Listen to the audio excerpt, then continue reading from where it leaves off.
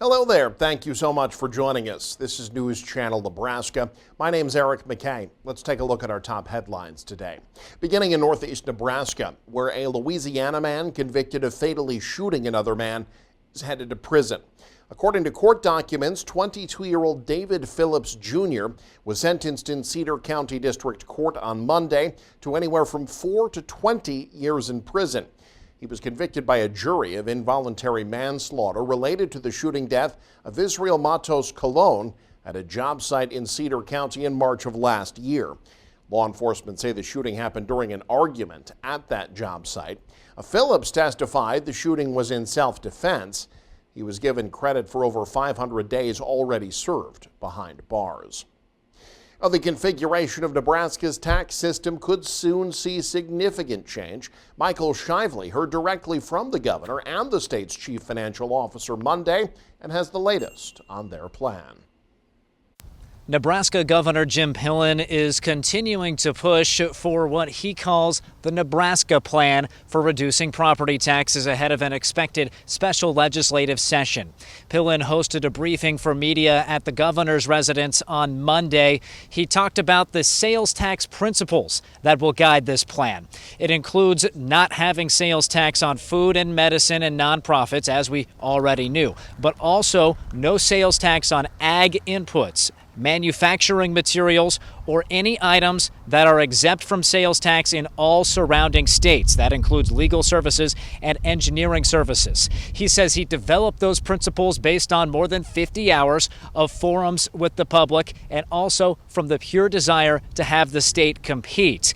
He addressed those who are calling his plan a tax increase or shift. He called it hogwash, saying it would take a massive increase in personal spending in certain areas to equal the amount of decrease you see in property taxes. Of course, that's just for people who own property. Talking about how this affects renters, Pillen says he can't force landlords to lower their rent, but he says he can promise that if property taxes continue to go up at the rate they are, that rents would increase. He believes the free market will help pass along some of those property tax decreases to people who pay rent.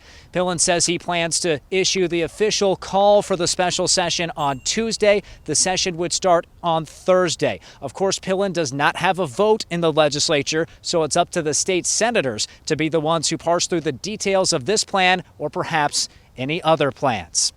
In Lincoln, Michael Shively, News Channel, Nebraska. Among the state senators preparing to head to Lincoln for the special session this week, Senator Ray Aguilar of Grand Island. Governor Jim Pillen planning to start the session on Thursday. Aguilar, a Republican in the officially nonpartisan unicameral, who says he likes the idea of reducing property taxes, but says he's not necessarily a fan of the method that's proposed by the governor. It's just not the right one for me, All it is to me is another tax shift. It takes taxes from one place, shifts them over to another, and people in Nebraska be paying over $1 billion in new taxes, and I don't think that's right. Aguilar says the session could last anywhere from 9 to 13 days as he hopes some good ideas come out of it. Now, NCN spoke with Senator Aguilar before Governor Pillen filed the official paperwork needed to request the special election. The license for a central Nebraska horse racing track is out of central Nebraska and officially moving west. Ryan Valenta has more. This area behind me is vacant with agricultural land on the northwest side of Hastings, and it appears it's going to stay that way at least for the foreseeable future. Hastings Exposition and Racing Inc. is no longer bringing a horse racetrack to this spot and is finalizing transferring their casino license to Ogallala near Lake McConaughey after their request was approved on Friday. What this means for the city of Hastings is that it will lose out on a new source of additional revenue, but that doesn't seem to be bothering the city as more citizens voted in opposition rather than support during discussions over the past 2 years. Besides developers trying to bring this Racino to Hastings for the past 2 years, it'll be a win-win for both cities involved as Ogallala showed more support than Hastings did. There are plenty more details to catch up from this 2-year saga with full details on our website, newschannelnebraska.com. Ryan Valenta reporting for NCN in Hastings. Road workers in a southeast Nebraska county have been working a year without a contract, and they say the county board's not willing to negotiate a fair wage. Dan Swanson has more.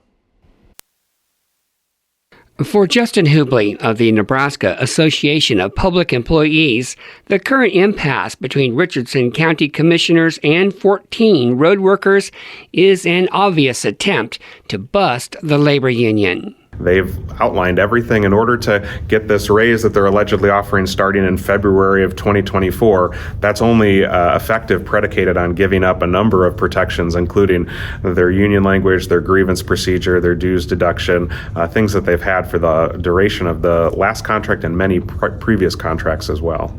Following a federal mediation session this summer, County Commissioner John Kawasaki said there is disagreement about a salary increase starting when the previous contract expired a year ago or in February when the county offered the wage increase. The county commissioners are saying, well, they're not agreeing to retroactive pay.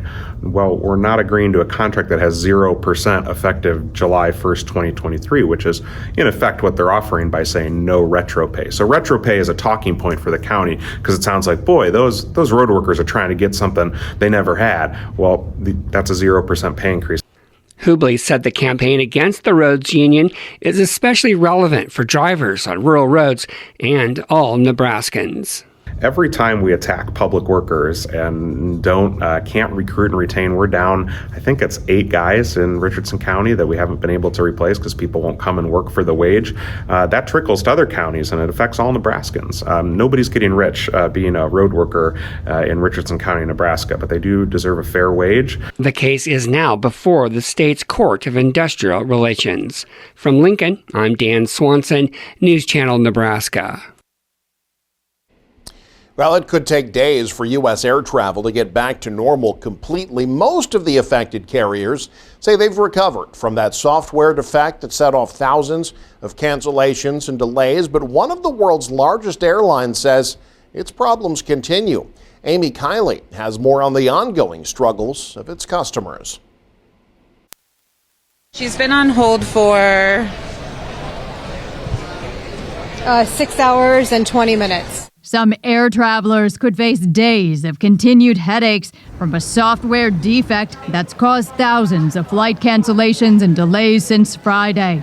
Most carriers say they're recovering or recovered, but Delta is still struggling. This statement from its CEO Monday suggests the carrier's problems could continue into the week. just have a plan of when we're going to get home. I don't know when that'll be. They talked about Wednesday night or Thursday morning. At issue is a faulty update to cybersecurity software from CrowdStrike. That company says it has released a fix, and most users are back to normal. For many affected airlines, the glitch involves computers used to check in passengers. But Delta says it also impaired one of its crew tracking tools, making its problem worse. Another concern is stranded luggage. Some travelers report missing an essential, like a work computer. Delta's policy doesn't include reimbursement for lost income. Other passengers say they're running out of medicine. It's kind of crazy to, have someone look at you when you tell them, hey, if I don't get this medication, I could have a seizure, stroke, or pass out. And they just say, I don't know what to tell you. I'm Amy Kiley reporting. Meanwhile, experts say you need to be extra cautious on the World Wide Web. Government officials say hackers are taking advantage of the major tech outage that's been causing grief worldwide. They say cyber criminals are promoting fake websites that have malicious software, including some with keywords like CrowdStrike. That is the name of the cybersecurity firm that recently had the glitch that caused the tech crisis. The hackers are hoping to lure victims by promising to repair the outages or by offering to sell them fake cryptocurrency. According to security experts, these cyber criminals are using the websites in an attempt to collect personal data and breach user devices. Right now, there is no automated fix for that CrowdStrike problem, and some experts say it could be a while before it's resolved. Nebraska's Attorney General taking aim at another Biden administration rule. This time, it's related to marijuana. Attorney General Mike Hilger says he's leading a coalition of 11 states opposing Biden's proposal to reschedule marijuana to a lower schedule in the Controlled Substances Act. Hilger submitted a 40-page comment letter Monday saying that rescheduling marijuana is, in his words, unlawful and ill-advised. Hilger argues the Biden administration is ignoring science and state laws. Marijuana is illegal in all circumstances in Nebraska, which sets the Cornhusker state apart. Nebraska is one of just 5 states where the drug is fully illegal. And a hospital in northeast Nebraska has announced they're expanding with a $5 million project in the hopes to keep residents healthy.